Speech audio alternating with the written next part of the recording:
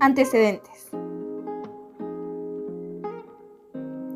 El arte romano ha provocado numerosas controversias, ya que se le han formulado hipótesis que tienen como dudas si tuvieron o no autonomía. Este arte se le considera el hermano menor del arte griego y el heredero del arte helenístico.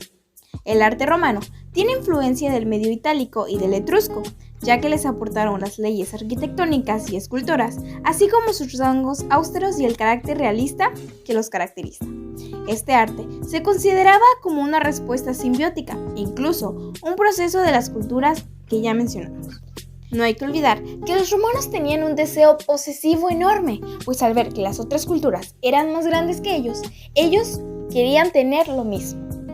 Roma no se creó solo, sino que hubieron dos culturas que fueron indispensables para hacer a Roma la potencia imperial que conocemos el día de hoy. Esos son los etruscos y los griegos, ya que durante el siglo VIII a.C., estas se desarrollaron en la península y tuvieron la influencia decisiva en la ascensión de Roma. Hoy en día, conocemos una tradición legendaria que nos cuenta cómo fue la creación de Roma. Esta dice que en el año 753 a.C. hubieron dos hermanos, Rómulo y Remo, estos hijos del dios Marte y de una princesa latina, descendiente del héroe troyano Eneas. Esta leyenda surgió para poder justificar la herencia griega y la latina que tienen los romanos. El periodo de la monarquía en Roma dura desde el año 753 a los 509 a.C. aproximadamente. La monarquía fue la primera forma de organización política, la cual se basaba en la gobernación del rey.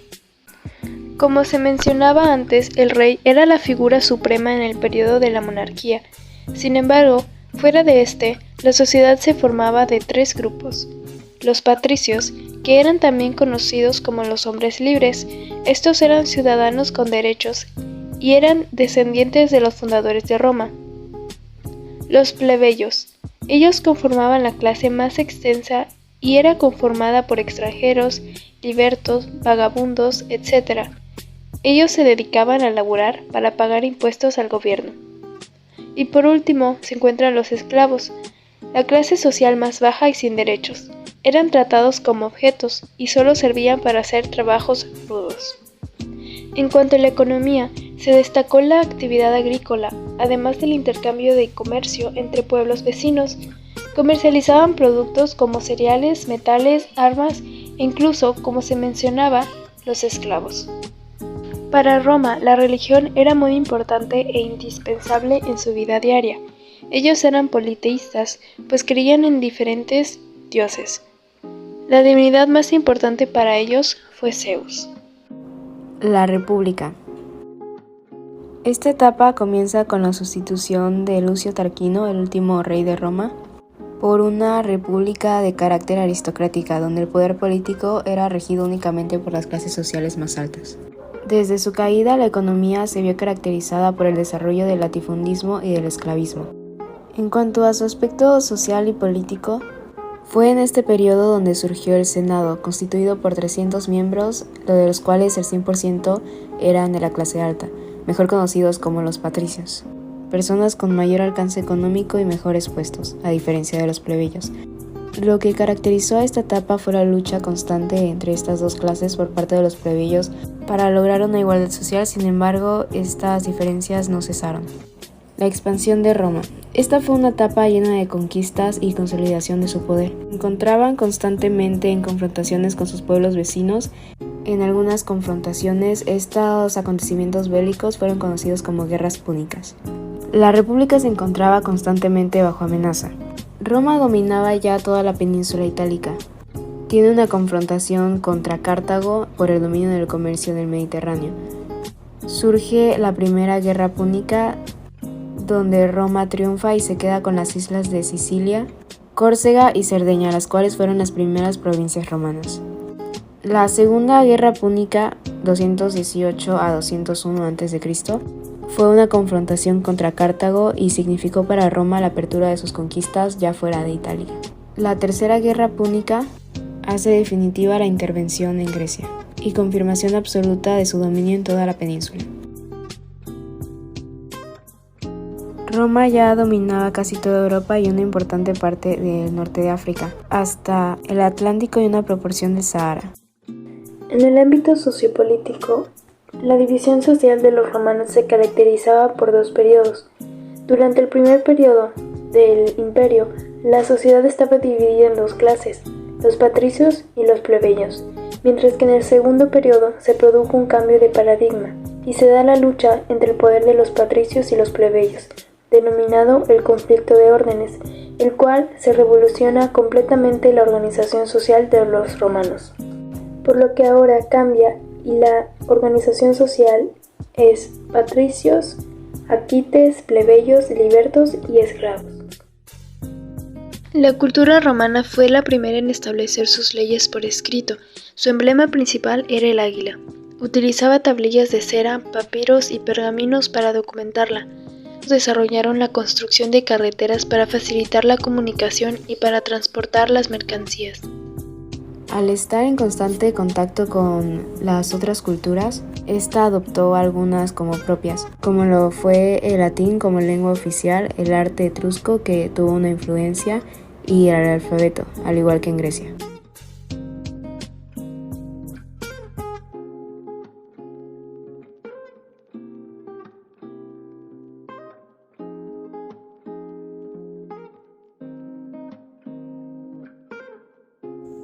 La piedra se trabajaba en grandes sillares.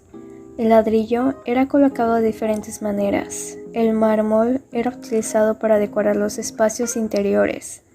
El mortero, que es una mezcla formada por arena, cal viva y agua, la usaban como aglutinante para unir el resto de los materiales.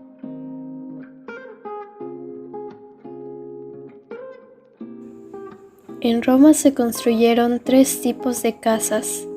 Las más lujosas, ocupadas por un propietario y su familia, eran llamadas domus.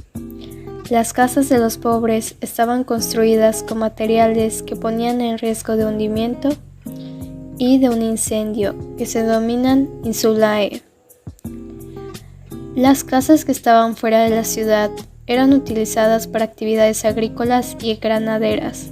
Son llamadas villae. El centro de toda ciudad romana lo constituía el foro, en el cual se concentraban las basílicas, los templos, los arcos y las columnas conmemorativas. Estas estaban dedicadas a celebrar las campañas bélicas y las victorias de los emperadores romanos. También dejaban constancia del poder del Estado. Anfiteatro. En el centro se localiza una pista en donde se realizaban luchas entre gladiadores y pequeñas batallas navales. Teatro. En ellos hacían representaciones de tragedias, comedia y pantomima. Consistían en una gradería de planta semicircular apoyada en varios niveles de arcos, con una orquesta en el centro del semicírculo y un escenario de varios pisos enfrente. El circo tiene una pista central dividida en 2 por un muro bajo llamado espina, en torno al cual giraban los carros en una competencia.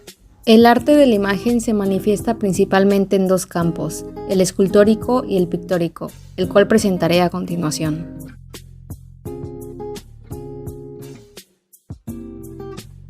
Escultura. Las influencias que dejó el de tipo etrusco fue principalmente el realismo, mientras que el griego tenía un estilo abierto a la idealización. Por otro lado, encontramos que habían 2 tipos de esculturas. La primera es el retrato y la segunda, el relieve. En la retratística, o también conocida como retrato, encontramos que las obras más antiguas eran sobre personas con un gran rango público, ya que la ley prohibía retratar a personas del pueblo. Por otro lado, buscaba una identidad más completa, mostrando así la parte física como psicológica.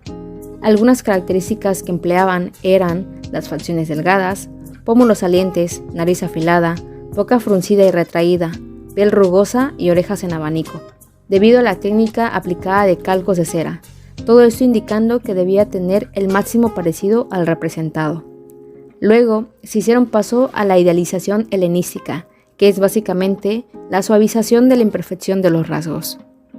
Ahora bien, En el relieve los romanos sobresalen de manera impresionante, encontrándose en las columnas conmemorativas, el arco de triunfo o incluso en los sarcófagos. En el sarcófago encontramos que sus temas fueron la mitología, peleas de guerreros, actos funerarios y escenas de la vida cotidiana. Y en cuanto a los materiales, ellos utilizaron la piedra, bronce y en menor medida el mármol. Por otro lado, y más adelante, lograrán enfocar su atención hacia el amor a la naturaleza, de modo que lo plasmarán en sus decoraciones junto a un extremo cuidado e incorporación de detalles realistas.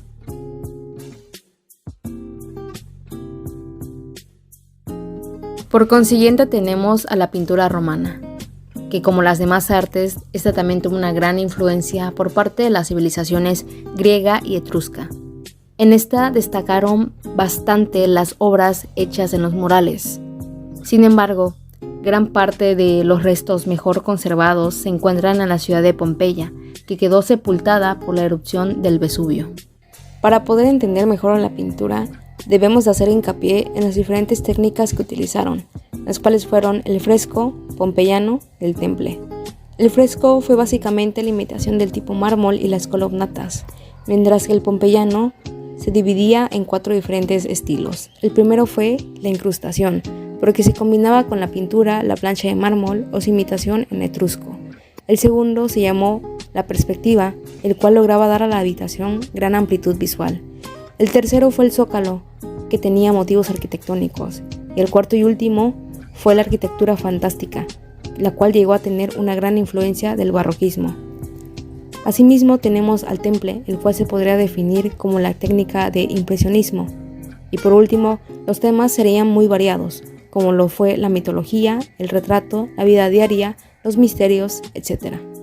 Un gran ejemplo de estas pinturas es esta que se puede apreciar en pantalla, la cual es la casa de Meleagro, que data del siglo I y que es un estilo fresco, la cual es básicamente pinturas murales de yeso encontrados en Pompeya y otros sitios arqueológicos que contienen elementos que engañan al ojo, porque básicamente los artesanos aplicaban pigmentos al yeso húmedo para crear detalles realistas. En estas superficies planas aparecían tridimensionales cuando los pintores añadían columnas falsas y otros adornos arquitectónicos.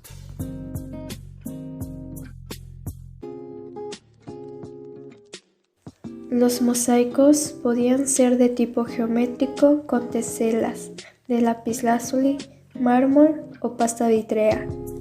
Generalmente tenían un trazo en ángulo recto, procurando que la figura central tuviera relieve. Sirvió tanto para los pisos como para los muros y los fustes de las columnas.